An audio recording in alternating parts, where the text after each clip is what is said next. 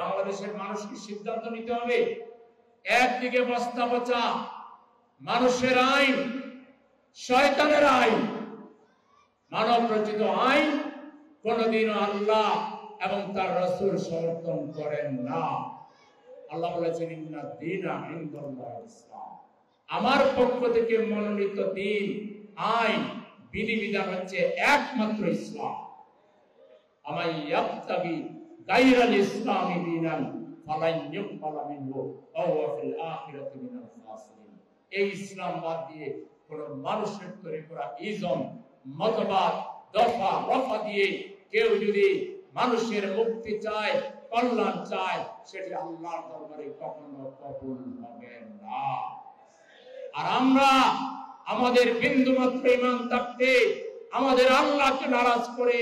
নবীকে নারাজ করে কোন মানুষের তৈরি করা মতবাদের পিছনে জীবন থাকতেও আর বাংলাদেশের মানুষ আমরা যাব না, যাব না, যাব না। আমরা এখন আল্লাহর আইন চাই আর ভালো মানুষের নেতৃত্ব চাই। এই জন্য আজকে বাংলাদেশের মানুষ সিদ্ধান্ত নিতে হবে, যেহেতু এমন এক আইন দিয়ে আমাদের এই দেশ শাসন করা হয়েছে এবং সামনেও সম্ভাব্য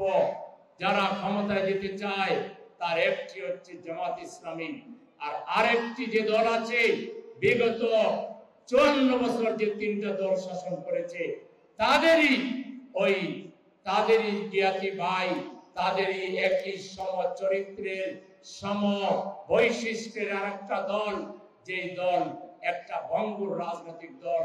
নিজ দলের উপরে যারা শৃঙ্খলা প্রতিষ্ঠা করতে পারে না, সেই দল মানুষের তৈরি করা আইন দিয়ে দেশ চালাবে। মানুষকে আজকে সিদ্ধান্ত নিতে হবে, মানুষের তৈরি করা আইন দিয়ে যারা দেশ চালাবে তারা তো খুন করবে,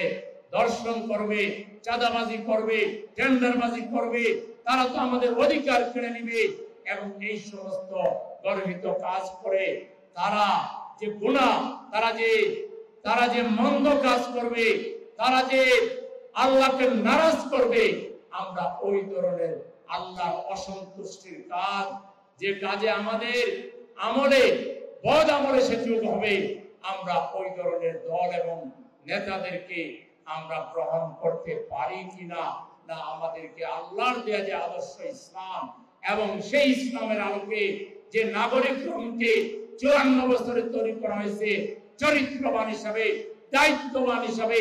মানবিক নেতা হিসাবে যাদেরকে তৈরি করা হয়েছে, আমরা কোনটা গ্রহণ করব, দেশবাসীকে ঠান্ডা মাথায় বিবেচনা করতে হবে।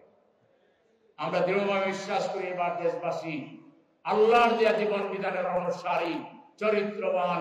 দায়িত্বশীল যে নেতারা, যারা গঠনমূলক রাজনীতি করেন, গঠনমূলক বক্তব্য দেন, যারা মানব সেবা করেন, এই সমস্ত